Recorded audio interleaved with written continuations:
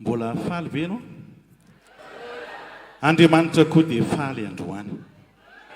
Satria tafahoany eto ny zanak'Andriamanitra be dia be. Mbola ho sady Jesosy mamonjy ve ianao?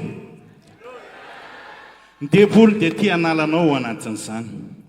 Fa Andriamanitra tia anangana anao ho lehilahy mahery, ho vehivavy mahery, ho bery-po ho amin'izao asan'Andriamanitra marina izao.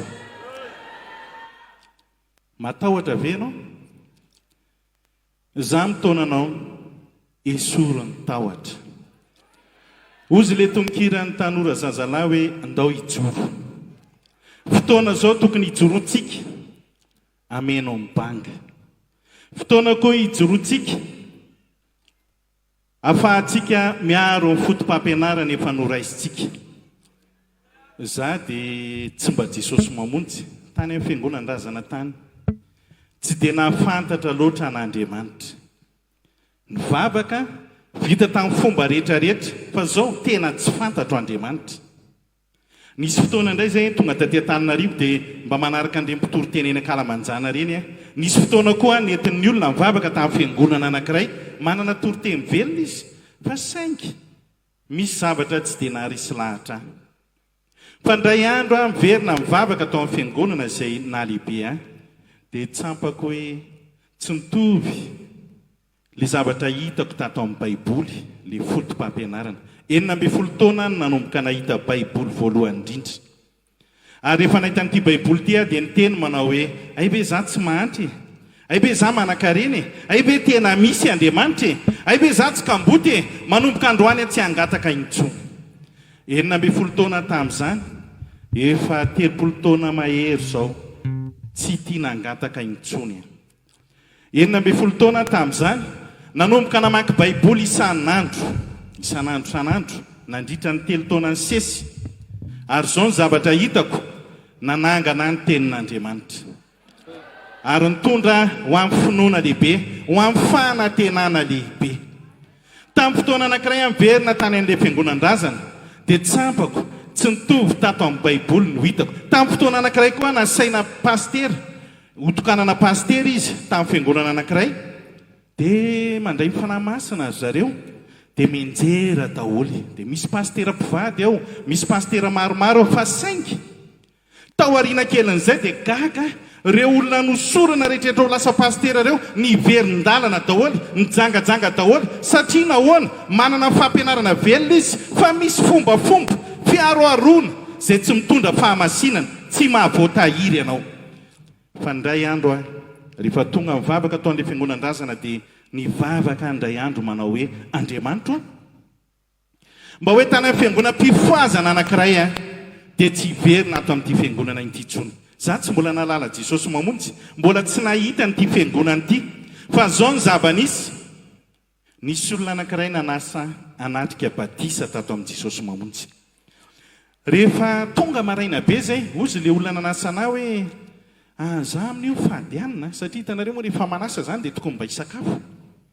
Fa izy ny teny hoe za mifahadianina satria atao batisa izy. Dia ozy koa hoe za koa anio amin'ny fahadianina satria za fa zatra amin'ny fahadianina. Hitako tato amin'ny Baiboly zany fa tsy tany an'ilay fiangonana hoe misy fifadikanana atao amin'ny Baiboly dia efa zatra amin'ny fahadianina. Dia ny teny manao hoe za koa hifahadianina amin'ny fotoana io. Ary rehefa tonga teto a tetsy ananana tetsy a mipetraka dia gaga nahita n'ity fiangonana ity hoe miavaka ny lehilahy sy mivehivavy.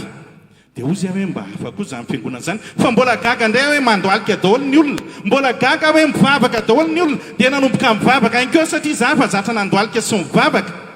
Ary rehefa nandeha ny hira fiderana dia nahazo aina. Nandeha ny toriteny, tena toriteny velona dia nanomboka velona. Nandeha ny batisa dia teo avoataitra manao hoe ity le batisa ny Jaona, le asitrika ao anaty rano fa tsy tahaka an'ilay fanondraisana taloha. Nanomboka teo dia resy lahatra. Nahita ny fiakanjon'ny sera ihany koa dia nanontany an'ilay olona hoe zao ve fitafy ato aminareo? Ozy. Dia nanomboka teo nanapa-kevitra, ny teny manao hoe za dia tsy halato tsony mandrakizay. Ity ny fiangonako mandrakizay. Ho mafy ny sedra, ho mafy ny ady atrehana, fa zao fanapa-kevitra mafy tsy mialato mandrakizay. Niza tso Jesosy mamonjy intsony za hiazona ny fotom-pampianarana Jesosy mamonjy hatramin'ny farany ary teneniko any ankonako zany tandremo andro farany zao mety ahita fotom-pampianarana ianao isy fotoamana isy zavatra maro alina avarina ataona fa zao aza miala amin'ny fotom-pampianarana masina tsisy kilema io ao nahitako ny famonjena rehefa tonga tato efa nalala baiboly maro ny tanora ankehitriny mahita nira hoe tanora mijoro iny ianao mapetaketa-po tena hoe andao hijoro ndao androso ndao sa ndao iseho fa manahoana nefa ianao irainao fotsiny ve le iry sa tena ho taterahanao eo amin'ny fiainanao hoentinao hampandroso ny tenanao hoentinao hitoriana ny filazany tsara hitomana ny fanavery ho tonga amin'izao lala fibebahana marina izao mba manana fotoana be ianao hitomana fanahy za vao nanomboka mivavaka tato nizaniza hitako dia nitomboko nakato daholo isan-kerinandro lano ny volako amanako olona isan-kerinandro anambatambazako ahitan'izao fotom-pampianarana velona izao ankehitriny olona mekamo mevariana tototry ny olana tototry ny ady zany ny andro farany baiboly miteny manao hoe loza mampony ny andro farany andro mahaory zao nefa araka ny teny mpanompon'Andriamanitra teo hoe raha miaraka amin'Andriamanitra ianao isy lalana isokatra ho anao foana isy lalana fahafahana ho anao foana isy fitahiana mahagaga koa iseho amin'ny fiainanao mandrakariva tsara Andriamanitra nanao lohateny kely ihany ato ndao androso isika ny anankiray dia hoe ndao hijoro ny anankiray hoe ndao iseho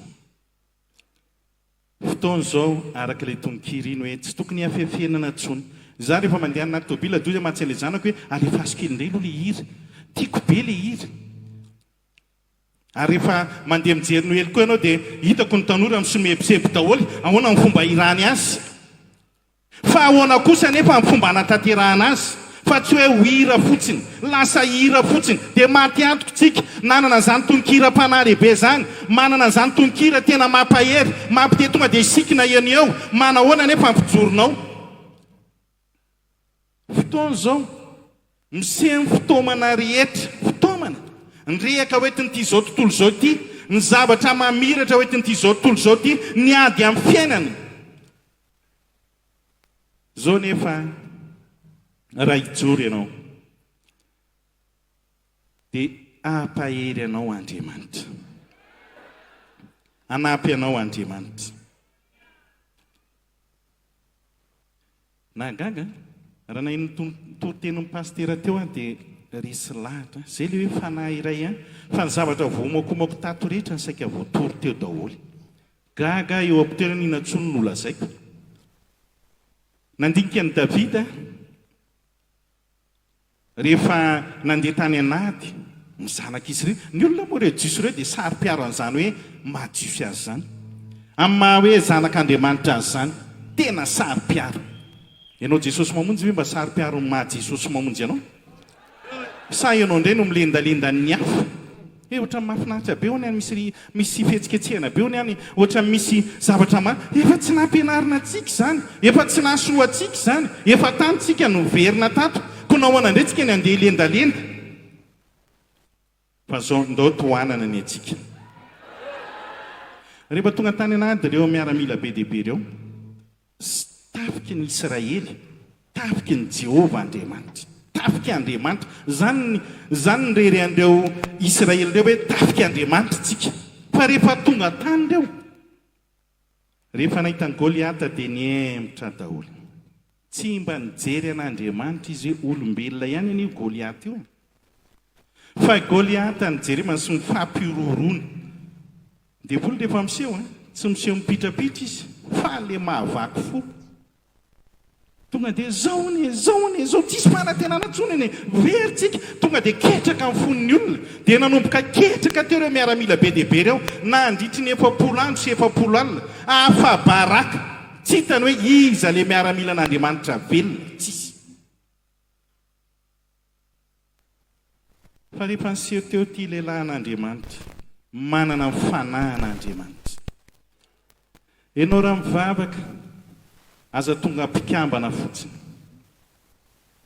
fa oka ianao anontanyny tenanao hoe amiko ve mifanahinao Andriamanitra ary raha tsy manana an'izany ianao dia katson mifanahin'Andriamanitra hidinao aminao mba tsy ololona fotsiny ianao fa olona manana fahamezam-pahasoavana ny olona manana mifanahin'Andriamanitra dia manana fahamezam-pahasoavana manana fitahiana fahagagana fahasoavana ity Davida ity raha tonga tao amin'ny aty dia izy nanana an'ilay fanahin'Andriamanitra fa ny miaramila rehetra tsy nanana an'ilay fanahy tamin'izany maty tsy mifanahin'Andriamanitra dia anankiray ihany no mepita dia tamin'ny fotoana izy tao amin'ny Saoly tamin'ny fotoana izy mifindra tao amin'ny Davida fa ilay miaramila tsy nanana mifanahin'Andriamanitra na dia maro ary ketraka noho ny lehilahy anankiray zavatra mahagaga anahy rehefa nandika baibola dia fa naninona raha natao ady faharombaka io tsy mba nisy saina be hoe ndao tonga dia no ady faharombaka anio fa aza miandry an'izay hoe iza no sahazy eo fa noho ny le fanahy tsy tao dia vao nahitany Goliata sy ny fitaovam-piadiany sy ny fierovan-tratrany sy ny mpitondra ny fitaovam-piadiany dia nandositra foana satria sao dia maty meloha eo fa rehefa niseho Davida niseho ny voninahitr'Andriamanitra ozy ny baiboly ny azakazaka izy ho tao amin'ny laharana voalohany ianao ve izao mba miazakazaka ho ao amin'ny laharana voalohany eo amin'izao fiangonana izao eo amin'ny ankonanao hoe tsy anaiky tsony fandeha iseho ilaza hosahy iteny manao hoe za Jesosy mamonjy manana fampianarana tsisy kilema manana fampianarana mahery tsy azo ampitahina amin'ny hafa mora esan'Andriamanitra za dia nandinika ny fiangonana Jesosy mamonjy rehefa naheno ny frera Doda sy sera Doda mitory teny ianao dia mafana ny foana mafana mirehatra izy ny mba handraisantsika le famezam-pahasoavana ny ahatonga antsika tsy olona fotsiny ho mpivavaka fa olona ho ampiasain'Andriamanitra daholy fotoanana izao ho very izao tontolo izao ho very ny havanao ho very ny manodidina anao inona ny azonao atao akaina ve angatakandro ve miandro mandra-pahavitanao zavatra lehibe ve fa zao mandehana amin'izao herinao zao oka ianao andeha amin'ny herinao hivavaka ilaza amin'ny fahatsaran'Andriamanitra sy ny fitiavan'Andriamanitra ny olombelona mba tsisy ho very izay rehetra mino azy fotoana afahantsika manararoatra baiboly miteny hoe mesa raha mbola mazava inona moa le hoe mazava tsy hoe ny andro mazava zao hitantsika izao fa andro ny mazava andro ny fanahy masina andro mbola androtsahan'Andriamanitra amin'ny fanahiny amin'ny olombelona rehetra fa ho avy ozy ny fotoana zay andro maizina zay tsy afahantsika miasa intsony na maintory teny ianao na manana an'Andriamanitra velona ianao na manan-karena ianao na mahantry ianao na matanjaka ianao tsy afaka hitory teny intsony ianao fa hanavitra ny ainao ho avy anie izany fotoana izany tsy ho ela intsony tsy ho ela za dia matetika miteny amin'ny ankonako hoe mifitsaha amin'ny fanaovana ny asan'Andriamanitra fefa atombotra amin'ny fotoana atombotra efa miazakazaka ny fihafaran'izao tontolo izao tsika izao efa iseho ny vola tokana ao ariana kelin'io dia iseho ny vola ny bibidia tsy ho ela ntsony tamin'ny andro ny frera Daotsika efa naheno an'izany teny izany fa zao ny teny efa tena atombotra zay ny nahatonga n'in'ilay fanatontoloana iny asiana ny fanatontoloana lehibe tsy tonga na toe-karena mahantra rehetra anaiky fanjakana tokana anaiky vahaolana tokana era-tany ka raha itsika Madagasikara zao hoe iova heron volantsika tsy ho falitsika raha ho ampandraraha mandeha ny velany dia miferitraina rehefa anakalo vola raha vola ray boritra be ny atakalozonao dia tsisy eraky ny porta fay kely anankiray akory izy rehefa voatakalo kely fotsiny ka raha ohatra tsy vola gasy tsony ny ampiasainao fa zany vola zany dia ho faly ianao hoe tena ivany olana zay ngely izy zay mahatonga ny tany rehetra ho voafitaka vahaolana ara-teokarena ara-ekônomia eran'izao tontolo izao ny fisehoany zany vola tokana izany ary zay mahatonga an-tany rehetra hanaraka anazy ka zay tsy manana ny baiboly, zay tsy manana ny fotom-pampianarana masina sy velona, zay tsy manana ny fotom-pampianarana hatramin'ny ela dia ho babo ao daholy. Andosiranao ny volanao raha mbola hiazona ny fahamarinanao ianao. Andosiranao ny tranonao, andosiranao ny tomabilinao, andosiranao ny arenanao, anavitra ny fanahinao ianao. Fa dia mbola misy ny fotoana. Ndao androso. Ndao androso ho amin'ny asan'Andriamanitra. Omaly dia mivory-taria-pitatafika taria ireo mpitory-teny laika. Nafinaritra be ilay famparezana tao. Za tonga tao dia nahazo aina be ny fanahy hoe ohatry ny mahasambatra be ilay miaino an'ilay fampaherezana be dia be tao. Dia ozy nareo hoe reny ihany no miasa. Fa ianao koa ny mpitory-teny laika daholy. Afaka mijorona izanaiza ianao, isaky ny tanànanao, isaky ny fokotaninao, isaky ny kominanao, isaky ny any amin'ny fotoana ampiasanao, tokony mpitory filazany tsara ianao. Itaona fanahy, anararoatra n'ilay andro farany kely, anararoatra n'ilay fotoana omen'Andriamanitra anao, mba ahafahanao manitatra ny ambanday ny fanjakan'Andriamanitra.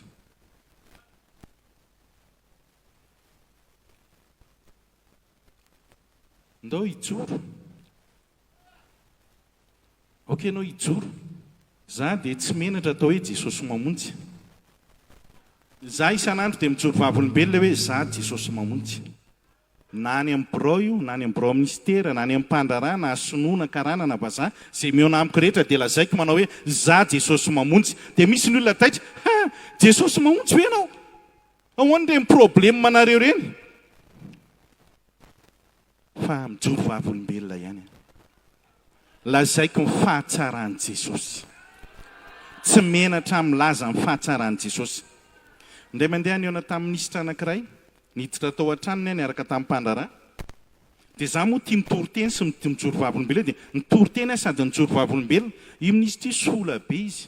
Fa misy volo le tsy voahety ireny maninganinga kely eo. Dia gaga rehefa andresaka elaela teo zay, mihetsiketsika ilay volo kely be dia be amin'ilay tsy voahety. Dia ozy hoe ahoana koa ary nitao mihetsika amin'ny volon'ity lehilahy ity.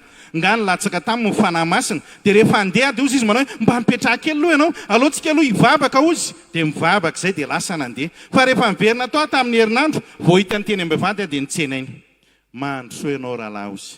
Hatramin'ny diranao tamin'iny herinandro iny, mandraky ity ny androany, tsy niala tato aminay ny fanahy masina. Ianao anie natao hitondra fahasoavany. Fa tsy ianao indray natao hitsiritra ny eny ny hafa. Za tsy manenjika an'izaniza. Fa ny amin'ny fantatro, efa nandray aho dia azonoko mafy izay ananako. Izay ihany no fantatro. Tsy misy afaka mamilivily anahy intsony na iza na izy. Fa mifantatro tsara ny fampianarana andraisiko tato. Efa nahita amin'ny frera Dauda Sera Dauda teto ankely aina mifantatra, mandra-pahafatiny, na mpianatra antsika, fotom-pampianarana tsy misy kilema. Zany ny antony hijoroako mandraka ankehitriny. Za dia natao ohatra hijoro teto. Fa za dia miasa mangina.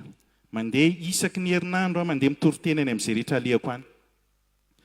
Ary mandeha any amin'ny toerana rehetra izay anasan'ny pastera mba tongava indray ity frera fanambinana. Andao indray mankarena dia mandeha foana. Manao fandaniana amin'izany. Fa tsy midika akory hoe mahantra. Ianao raha manao fandaniana ato amin'ity asan'Andriamanitra ity, tsy lasa mahantra zany ianao. Fa matoa ianao mahantra dia misy zavatra tsy maintsy alamina aloha eo aminao. Misy fahotana miafina be, tsy manana ny fanahin'Andriamanitra be ianao. Misy zavatra tokony ahitsin'Andriamanitra be ao amin'ny fiainanao. Fa za arakaraka ny nanaovako ny asan'Andriamanitra, nahitako lalam-pitahiana be dia be teo amin'ny fiainako. Koa maneta nanao ary Jesosy mamonjy. Tsy natao hivavaka fotsiny ianao, fa natao hirotsaka amin'ny asan'Andriamanitra. Natao hijoro ianao, aza matahotra, fa raha misokatra amin'ny vavanao, anisy hery sy fahefana amin'izany Andriamanitra. Maro no resy lahatra ny amin'ny fijoronao sy ny amin'ny fiteninao. Za dia tamin'ny voalohany tsy resy lahatra mihitsy mivady aman-janako. Aza mandeha ry papa. Hatria izay dia mianaka dia mifady anina foana dia alahady miona foana isaky ny alahady vao tafoana satria ny ankizy mianatra izay mandeha amin'ny asa aman-draharaha dia tsy tafoana satria miainga maizimaizina dia samy mody maizimaizina dia alahady vao mba miona. Fa indray andro aho nieritreritra.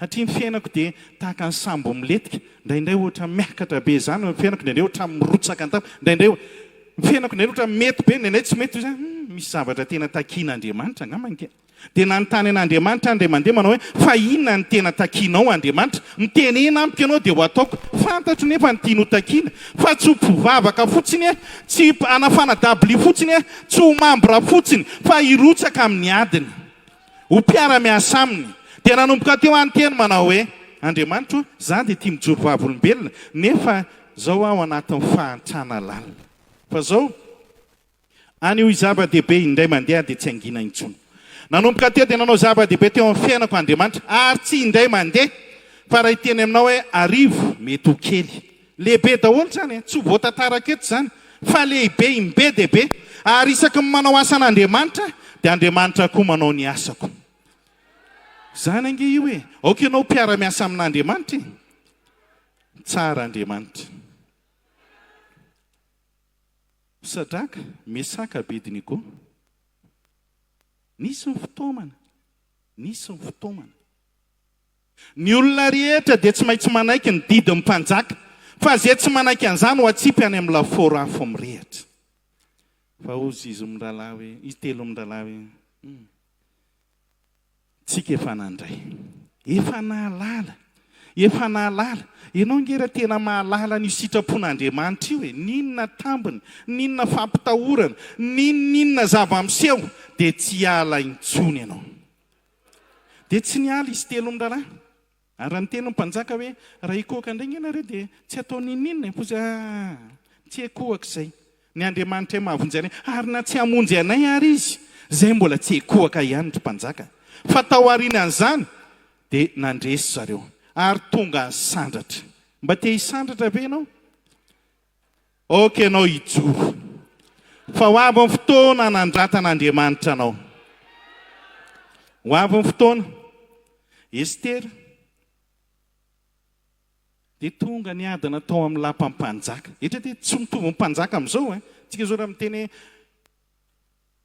Donald Trump zany no filoha Amerikanina raha mijery ny vaovao entiny ianao dia mafy be zany mididy tsy lalàna taona zany tsisy manohitra fa mbola lehibe lavitra noho izany azy irosy mpanjaka satria ozy ny Baiboly manao hoe 20 firenena ny tapahany fa ity Estera mpivavaka izay tena nakatony tenin'ny dadatoany tsy nanao ny fomba ny tany fa niandry ny fanampian'Andriamanitra sy ny fitarian'Andriamanitra tonga tao amin'ny lampam-panjaka ary rehefa tonga tao izy tonga ny fizantoetra ane misy foana maninona moa ny Jesosy mamonjy ny zahatoetra maninona raha vao misy zavatra amin'seho dia tonga dia miorakoraka daolina ny an-tanàna reny ondry Jesosy mamonjy rendry Jesosy mamonjy satria nahoana ianao mitondra n'le afo hitanareo misy afo ao anatinao dia io tsy tiany devoly io afo ny fanahy masina io tsy tiany devoly io tena famonjena hoe ahatonga anao ho mpandresy ndray andro any ka hitsenany Jesosy eny amin'irao lanitra dia hozokizonina mafy ianao ho azery ianao ho atosika ianao ho bahanana ianao ho pitehana ianao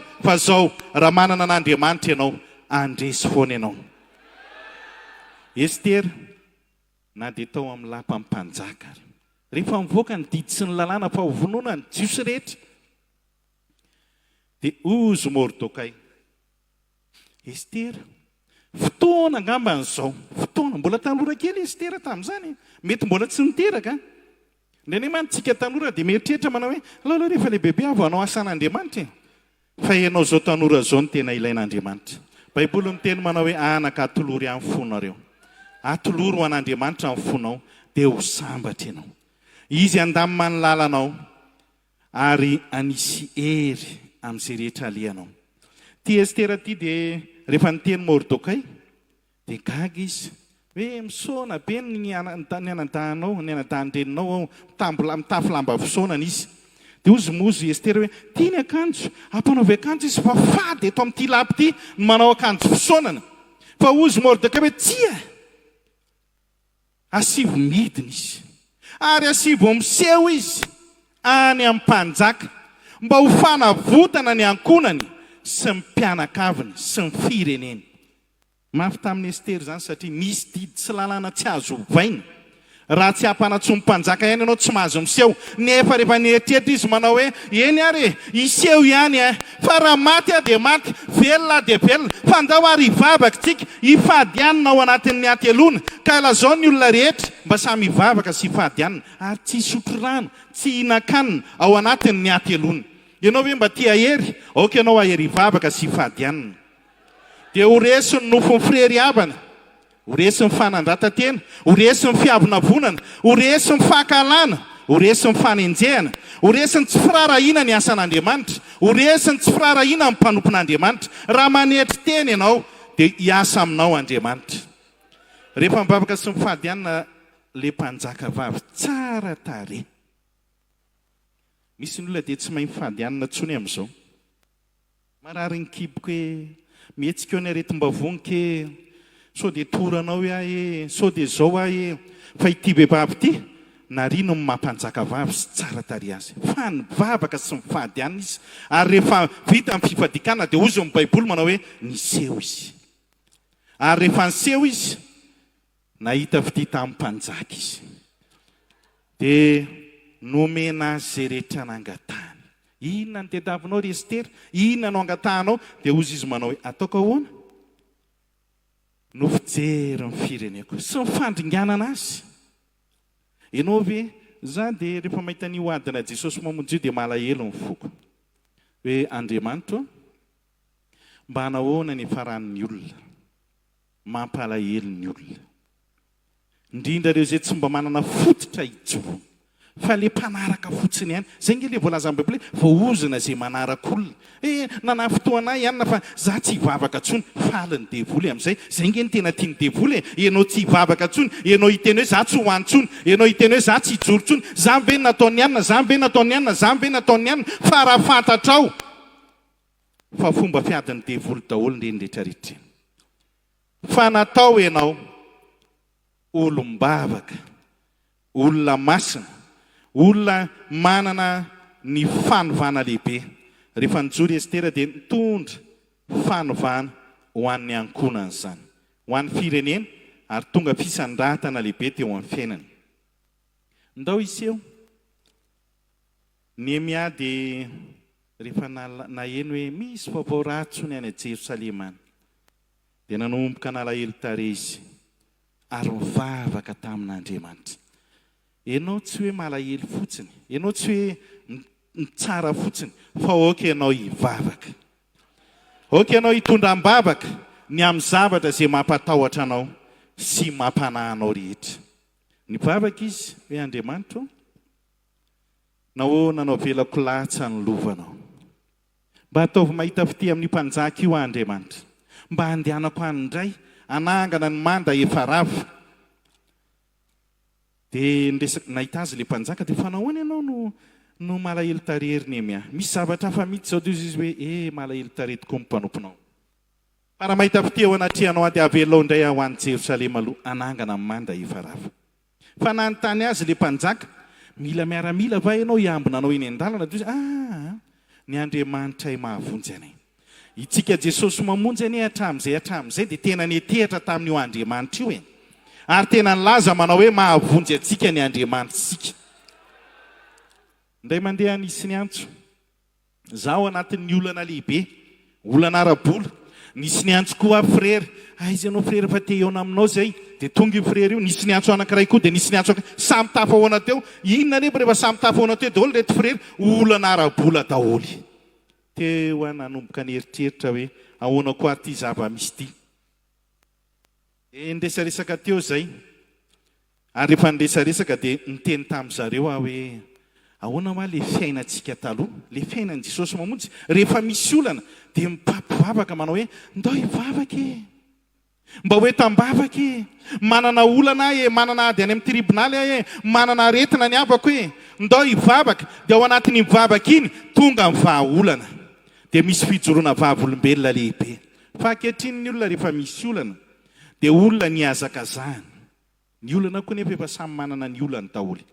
Fa za mitaonanao androany, aoka ianao hiseho ao anatrihan'Andriamanitra. Raha miseho ao anatrihan'Andriamanitra ianao ka Andriamanitra tokoa mahita anao, dia raha mandinika amin'ny baiboly zay nge mahatsara mamaky baiboly za tamin'iza namaky baiboly vao nanomboka namaky baiboly teo amin'ny fahaenina amby folo taonako dia mangitangitaka ohatr'izao foana ny foko mangitangitaka mahita an'ireo Israely hoe tahian'Andriamanitra dia aveo indray miverin-dalana dia lasa nysaika hoe fa maninona re miverin-dalana dia potika indray ny fiainana mandritry ny 7 taona andray vao misy mahatsiaro an'Andriamanitra tapaka izay indray vao miverina efa potika hafa baraka maty rombahan'ny olona ny zavatra rehetra dia nangitangitaka amin'ny foko tamin'izany fa ndray andro any eritreritra 20 taona tamin'izany nieritreritra manao hoe mba ahoana Andriamanitra mba hahatonga ho tahakan'ny olona anankiray eo amin'ny baiboly rehefa mivavaka izy dia meno azy ianao rehefa mangataka zavatra lehibe aminao izy dia ataonao izany ahoana mba hafahako mitovy amin'ny olona anankiray ohatra ny ao amin'ny baiboly dia nampianatra Andriamanitra tsy mbola niditra am-piangonana tamin'izany fa mifantatro ny fanahy masina ny nampianatra manao hoe raha manamasy tena ianao raha mifadiny ratsy rehetra ianao raha mivavaka ianao raha manam-pinoana ianao ho azonao zay rehetra irinao tsika tsy natao mpivavaka fotsiny za taloha dia eriareny ery mipetraka tamin'izany vao mivavaka aloha dia tety aloha tety nisy ady indray mifiainako dia teriariana tery dia eny ariana eny dia inona no hitanao eny ny tanora tsy mifantoka tonga atam-piangonana tonga dia matory fotsiny sasany tonga atam-piangonana mijery telefona fotsiny sasany tonga atam-piangonana miresaka fotsiny sasany tonga atam-piangonana mivoaka miditra fotsiny sasany dia gaga ianao hoe ho aiza reto tanora reto dia indray andro amin'ny vavaka manao hoe Andriamanitra teneno ny mpanompon'Andriamanitra tany amin'ny fiangonana alakamisy ny Fianarivô teneno mba hiteny ho mpampianatra tanora satria tsaroko tsara tamin'iza tanora mangitangitaka amin'ny foko isan'andro mahita amin'ny fahatsaran'Andriamanitra sy ny fitahin'Andriamanitra sy ny fitantanan'Andriamanitra teo amin'ny fiainako rehefa tena mivavaka ary raha vao tsy ampivavaka dia efa loza zay ny eo aloha ao zava-doza fa fahambaraka fantiantoka tsy fetezany zavatra rehetra zay atao nanomboka teo dia mivavaka dia nagaga mivavaka alahady le mpanompon'Andriamanitra ny antsoana manao hoe makanisy frera fanambinana makaty rehefa tonga tao dia nanontany azy ahoana paster ianao ny ampianatra ny tanora ozy gaga fa iza manonteny ianao rehefa mivavaka ozy dia resy lahatra ianao nanomboka faly ary tao aorianan'izay dia hatramina ampianarako tanora dia nanomboka ny sokatra ny fiainako nety ny zavatra rehetra nataoko ary tao aorianan'izay koa dia lasa nandeha ny toroteny hatramina andehanako ny toroteny ninonninona ny tononiko dia tonga an'Andriamanitra mihoatra lavitra mihoatra ka teo nanao andro hoany aza mpikambana fotsiny ianao manatona amin'ny mpanompon'Andriamanitra ianao inona ny azoko atao aoka ianao irotsaka hitoroteny irotsaka mpampianatra sekolelahady irotsaka mpampianatra tanora anoana andeha ny asan'Andriamanitra manerana amin'ny Madagasikara ireny raha mandeha ianao mba mandehana mandeha makany ambanivohitra dia mitsofohany amin'ny Jesosy mamonjy za na iza alehako dia za any amin'ny Jesosy mamonjy ihany amin'ny vantana fa mampalahelo any amin'ny fiangonana any ambany ravikazo rehetra any fiangonana ratsy tarehy kely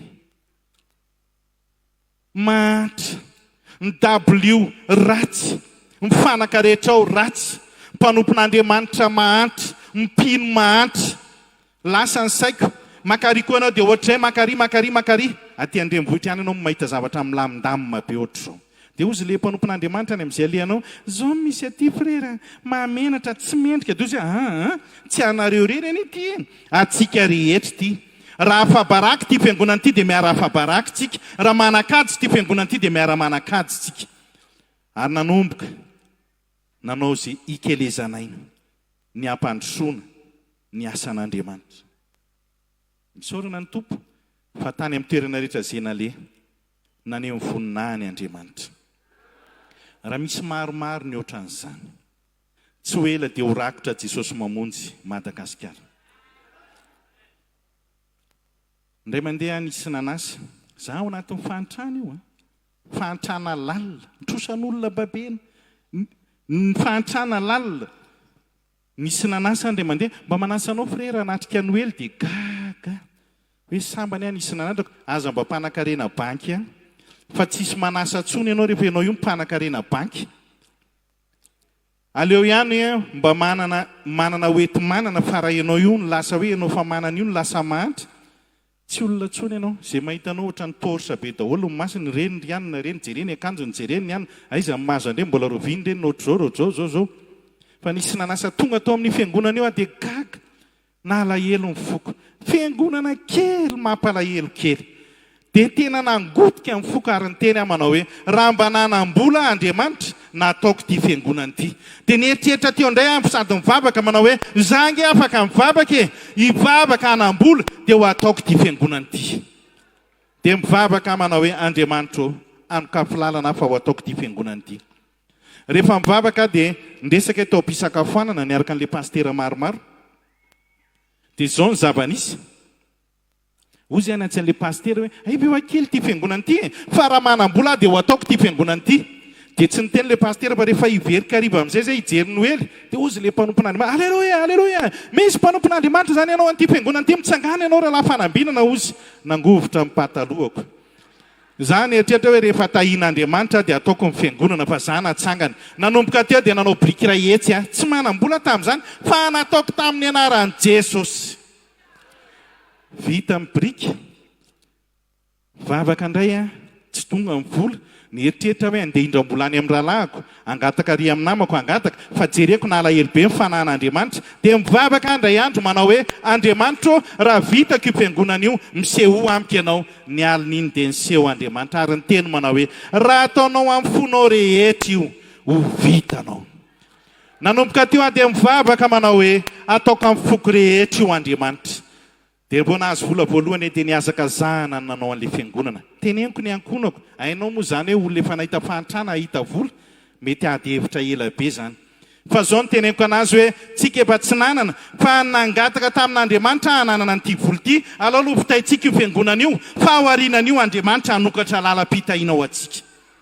Dia nataona ny fiangonana vita ny fiangonana nitokanana ny fiangonana namonombo roa zay mividy vary ray taonina natao ny décoration rehetra netoana ny dabilio ny pilipitra ny pipitra rehetrarehetra natao daholo nanasa olona maro nanasa olona manakaja ihany koa fa zao ny nahagaga herinandro mialohany any anokanana ny fiangonana tonga tao amin'ilay fiangonana mivavaka manao hoe engane zay olona rehetra tonga eto Andriamanitra ovanginao ny fanamasinao tahaka ny tamin'ny andron'ny Solomona nanokana ny tempolin'i Jerosalema. Zay rehetra tonga teo dia nandray ny fanamasina. Nanontany ale mpandraraha aiza indray ny fiangonanao tokananao Ramose dia gaga satria zany natao ohatra hoe any ambanivohitra ny nanaovana an'ilay sakafo tsy dia ohatran'ireny fanasan'ny olona manakaja rehetra reny. Nanontany akoho ny zandriko dia ozy ilay zandriko hoe zangy ozy tamin'iny nilatsaka tamiko tao ny fanamasina. Dia ozy koa ilay mpandraraha hafa mihitsy ny fotoana iny.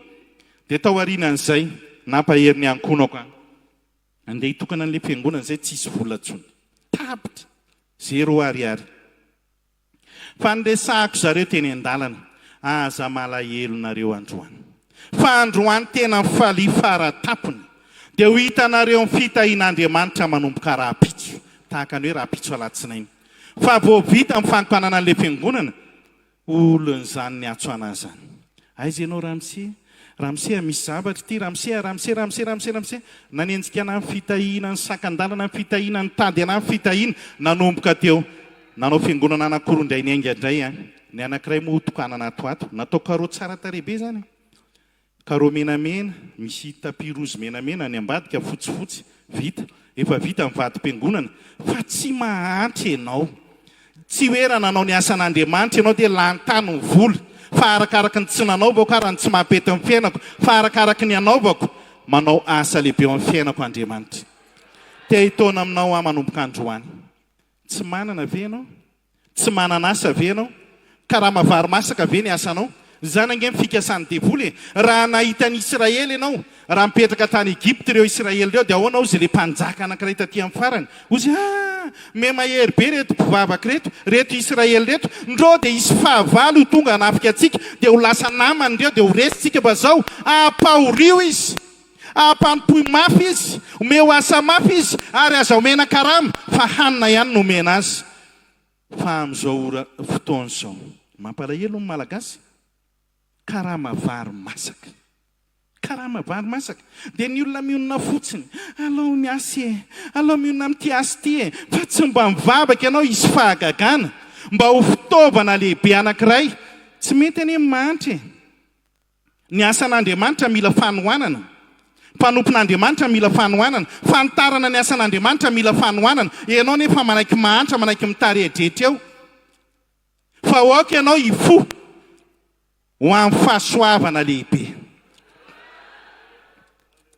dia rehefa ory tao ireo Israely ireo magaga raha mandika ny tantaran'ny Israely io ianao dia tamin'ny Jakoba nakany Israely nakany Egypta dia efa niteny Andriamanitra hivahiny ihany ianao fa ho apodiko indray ianao dia tonga tsy litsofina tamin'ny taranaka rehetra zany hoe tsika hono manana an'izany tany-tankanana tondra dronono tondra tantely any amin'ny tany-kanana zany fa tsy niomany ireo hoany na dia tsara raha le zavatra tany dia tsy niomany ireo fa rehefa nampahoriny ireo izay rehefa mifono tamin'ny torimasina hoe mafy ty mahazo antsika ity sady kapohantsika tsy mena karamitsika mena asa mafytsika vary masaka fotsiny lohantsika andao hitady an'Andriamanitra dia nanomboka tery anytany Andriamanitra ianao aneny tondra anay nakaty e ianao koa mbola hitondra anay indray ho any amin'ny tany Kanana e afao amin'ny fampahorin'ny Egypta zay satria zany Egypta zany tsy misangy firenena matanjaka mafy tamin'izany fotoana zany tsy mora ny elanao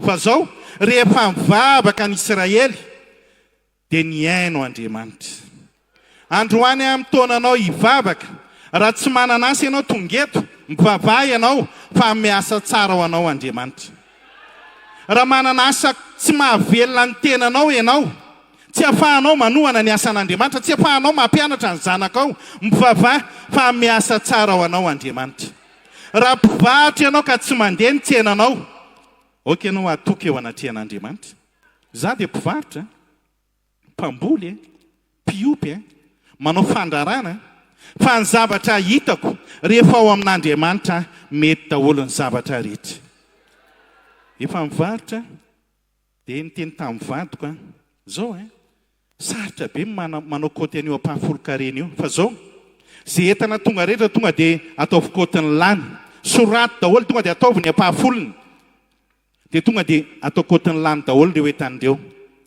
dia tonga dia ataony ampahafolony fa mahagaga tonga eo ny olona rehetra faly daholo etsena aminao hitanay ty tseny ty hitanay ty tseny ty dia gaga inona ny mafaly anareo dia misy olona tonga avany hitanay le tsena dia faly ny olona nisy fotoana indraindray restory satria eo anosy be manao tamin'izany mivarotra amin'ny fo amin'ny telo maraina amin'ny roa maraina dia tary ianao vao tonga eo an-tsena dia misy fotoana ianao restory tapaka dia efa amin'ny dimy sasany ianao vao tonga miandro eo daholo le olona dia efa fona rera olona fa tena tary restory tanata tsy maninona ka zay nge tsy maintsy miandry anareo fa ahoana dia ozy le olona hoe ny entanareo reo nge misy ato amin'ity tseny ity daholo fa vao tsy ampiny eto ny entanay dia tsy mandeha fa vao maka entana eto aminareo zay mandeha be ny tsenanay ianao nge tokony olona mahagaga fa tsy ianao indray no gaga ny amin'izao tontolo izao ianao tokony olona aliana efa namboly ny opy fa tsara Andriamanitra ary te hitaonanao ho amin'ny asa fanavozana androany mampalahelo tena momba miserasera amin'ny olona ihany maro ny olona mba meo asy dia inona ny asa mety aminao na dia karama roa etsy na dia karama ray etsy hotriana nefa zany zany ny atao karama vary masaka tsy anakarena mandra-pahafatinao ianao raha zany ny karamanao tsy ahavita trano ianao tsy ahazo tomobile ianao tsy afaka hampiaina ny ankonanao ianao nefa zany ny akamaroany karaman'ny olona amin'izao andro izao telo etsy roa etsy ray etsy fa aiza ny fahagagana mpivavaka Jesosy mamonjy ianao afaka miaina ny fahagagana ianao halleloia hivavaka tsika ny amin'izany tenin'Andriamanitra zany inona ny azonao atao eo anoloan'izao ady misy eo amin'ny fiangonana izao ny ady any afafiny devoly avarim-bariana antsika atonga antsika ho tezitra atonga antsika ho tofoka atonga antsika tsy havavaka intsony atonga antsika hanao atsirambina atonga antsika tsy hatratra n'le tanjona indray andro any dia no any an-danitra reraka amin'ny fon'ny olona amin'izao kivy ny olona nday mandeha nakany amin'ny fiangonana anankiray tonga tao amin'ilay toerana dia io trano io efa 10 taona hoany io ny Jesosy mamonjy dia izy amoron-dalana fa rehefa jerena ilay fiangonana dia fiangonana kely tafo-bozaka kely nanotika amin'ny foko nahita an'izy rehefa tonga tao koa dia pino vehivavy anankifito mampalahelo kely ny ao amin'ilay fiangonana sy ankizy kely anankidimy mivoraka ny lohako inona ry notoriko ato Andriamanitra fa nietrehitra tamin'ny saiko anankiray manao hoe raha misikiny ireo ka ampiasain'Andriamanitra tonga vehivavy mahery dia nitory teny tao hoe afaka mampiasa anao Andriamanitra na dia vehivavy ary ianao na dia olona tsy fijery ny olona ary ianao efa mampahamenatra ny olona ianao fa raha misy Andriamanitra ao anatinao afaka mampiasa anao Andriamanitra gaga afaka fotoana taty aoriana niantso anay ireo angady fototra izay fa ahoana hoe nanontany an'ilay olona fa ahoana mangady fototra ireo ka zareo ozy ny sikina resy lahatra zareo dia nanao briky zareo zao zareo angady fototra zao efa mandeha ilay tranon'Andriamanitra betsaka ny olona mitahiry ny volany hitantara zavatra kely ankiray aminao farany mandeha be moa ty fotoana ty mpandraraha eran-tany amin'izao dia betsaka ny te hiorona eto Madagasikara ina moa mahatonga zareo hoe te hitsoaka aty daholo any amin'ny firenena matanjaka matahotra ny ady lehibe zareo ao Afrika matahotra ny ady an-trano any amin'ny musulman sy any amin'ny toerana hafa matahotra ny mpanao viveriaigny matahotra n'ilay bomba milatsaka iny ka na manan-karena tahaka ny areo fa milatsaka ao bomba dia ao ianao sy ny tranonao sy ny fanananao dia farany zareo nanapa-kevitra hoe andao hifindra any Madagasikara satria any toerana mitokana tsy dia mifanily bodirindrina ary ny olona any tsotra dia zay mahatonga ny volamena io melafo be ina mahatonga ny volamena melafo lasa mandrombaka mividy an'io daholo ny olona satria nahoana raha tehirizina ny vola any amin'ny banky mahabe fanontaniana raha atao an-trano tsy atonona trano dia tehirizina ny volamena satria ny volamena afaka kelikely afaka apirinina afaka levona tsy levona raha mainy trano mbola tsy levona ilay volamena zany no fieritreretan'izao tontolo izao hanavotana ny tenany fa za miteny ianao meraha miara-miasa amin'Andriamanitra sady ho sambatra ianao any an-danitra indray andro any raha manohana ny asan'Andriamanitra ianao mba samy raha manakatao ianao mba mandehana manohana an'ireny fiangonana any ambanivohitra izany jereo izay azo ampiana rehetra za dia mivavaka indray andro mba ho fantsipitahina tamin'izaho mbola 12 taona mivavaka ohatr'izany dia niteny Andriamanitra hoe tena ho fantsipitahina tokoa ianao fa hitako hoe tsy ampy izy fa mila miasa ianao mba hafahana mitahiry ny fanahinao zay nge mahatonga ny olona mety ho gaga ianao lasa miverin-dalana hony ihany mijangajanga hony ihany lasa tsy mivavaka tsony hony ihany lasa mifindrary hony ihany satria nahoana mipetraka fotsiny dia tonga mona aminainy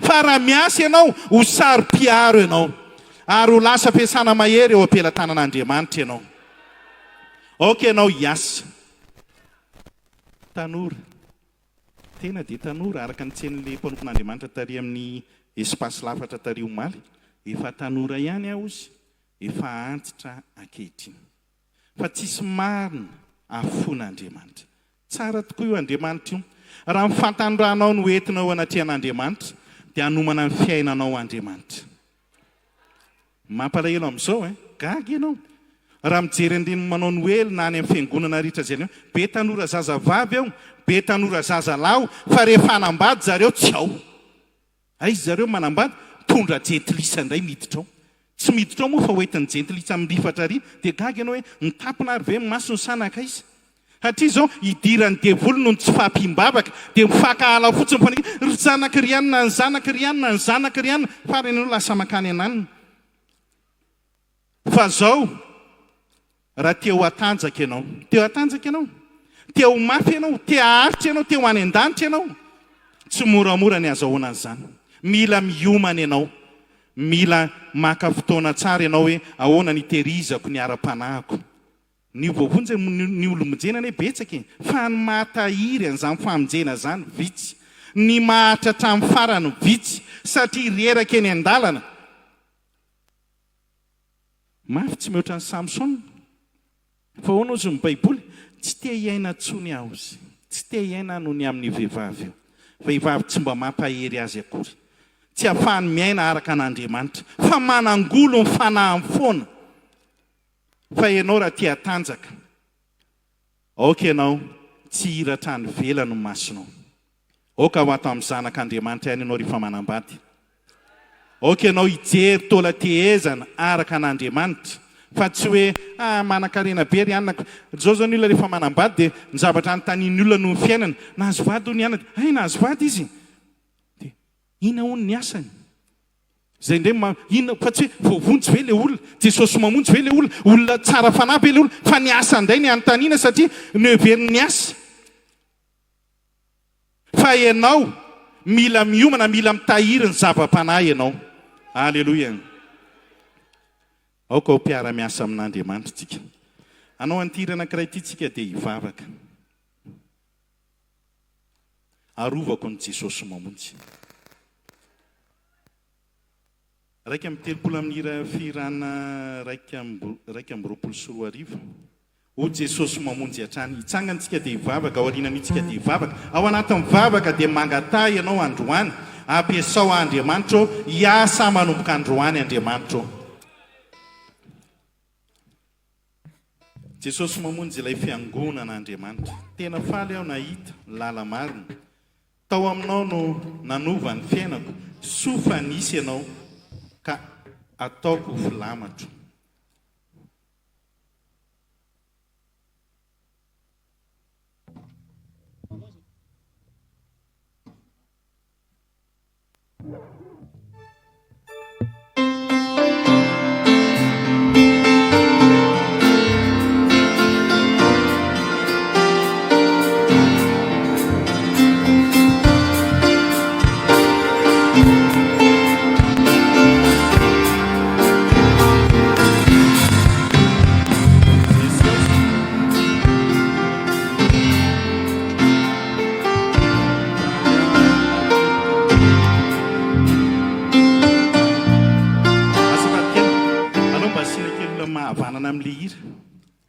izy moa lefa Samson frère Samson safady kely rahalahy Davida ataontsika maridiredona tsara mba amin'izay mba mahazo aina amin'ny fanahy rehefa mivavaka ataovy izay azo ahoana aina fa tsy hoe hiafiafy kely ianao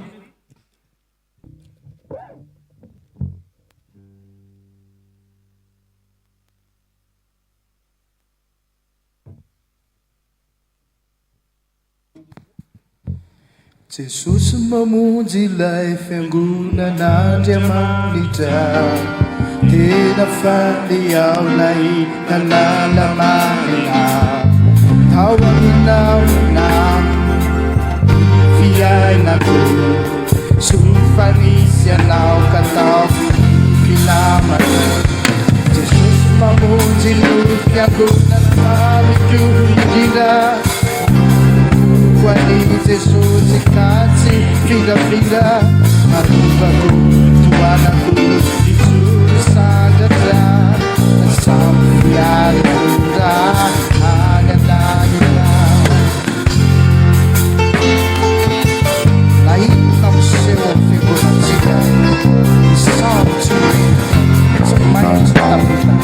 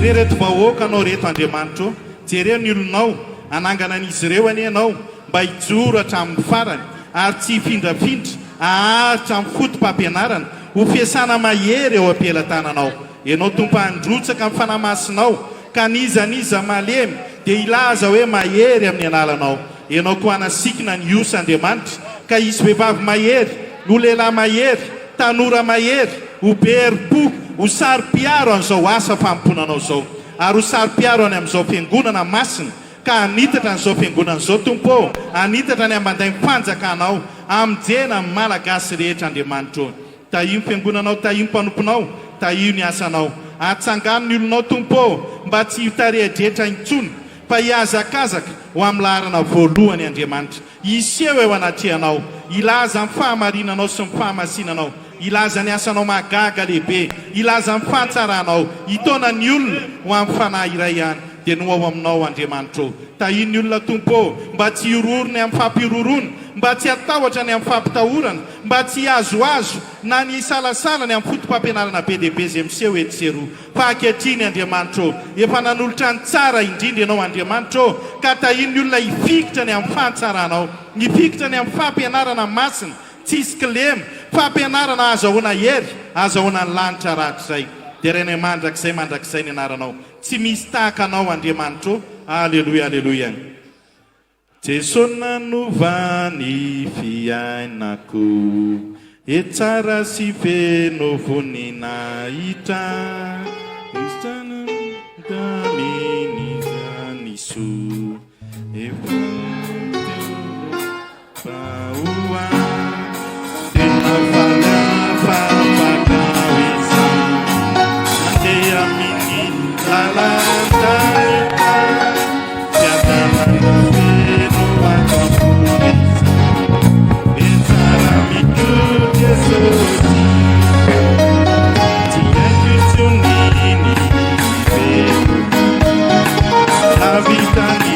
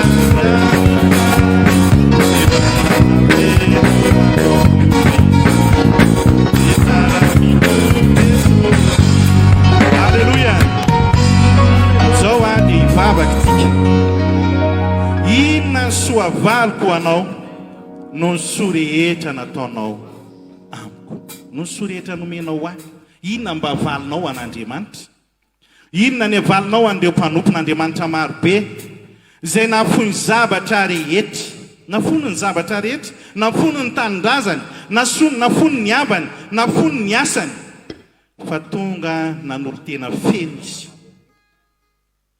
anangana ny fanahinao hitaizanao hitahiry ianao hikolokolo ianao azahoanao ny lanitra rahatrizay atonga anao ho tahina Andriamanitra eo amin'ny fiainanao inona no avalinao mampalahelo any amin'izao overinao fahoatsiana moa karamana pastera Jesosy mamonjy indrindra ireo pastera madinika be dehibe mbola tsy ahafahana miaina tsy ahafahana mamelona vady aman-janaka tsy ahafahana miainga fa sakafo vary masaka fotsiny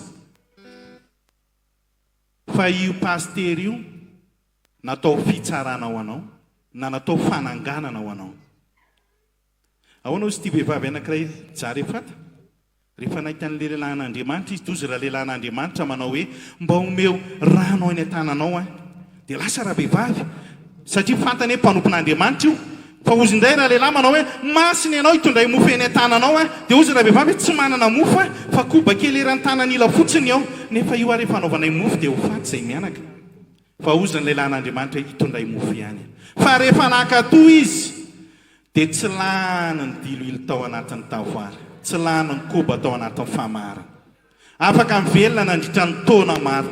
Ianao raha manohana ny asan'Andriamanitra, manohana ny mpanompon'Andriamanitra, Andriamanitra hevitra ny fiainanao. Iova ny fiainanao manomboka ny any. Aleloia.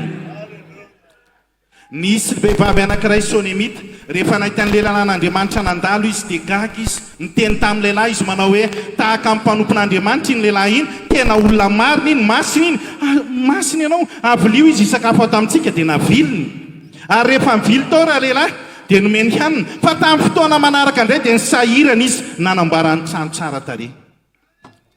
Tsika Jesosy mamonjy tsy mba manao trano ho amin'ny pastera. Velantsika zareo mpanofa trano rehefa vita ny retiretiny. Izy anie mba miteraka. Nefa tsy afaka mamelona ny vady aman-jana ny fahavariana amin'ny asa fampoana. Ary noferana tsy afaka anao asa hafa fa hifantoka ny amin'ny asa n'Andriamanitra. Fa aiza nefa ny fanohanantsika nireo mpanompon'Andriamanitra zay mampalahelo. Mahita pastera ianao tsy mba miova mihitsy ny kostarany, efa vasoka be dia tena mampalahelo io pastera. Mahita pastera ianao mahikely. Inona ny azo tanantsika atao? Fa ity vehivavy ity rehefa nanao ny tranon'Andriamanitra, tranon'le mpaminany, dia ozy le mpaminany hoe inona no atao azy. Ianao nge raha mamafy ianao dia hijinja be dia be ianao. Aoka ianao hamafy ny amin'ny asa soa atao amin'ny tranon'Andriamanitra.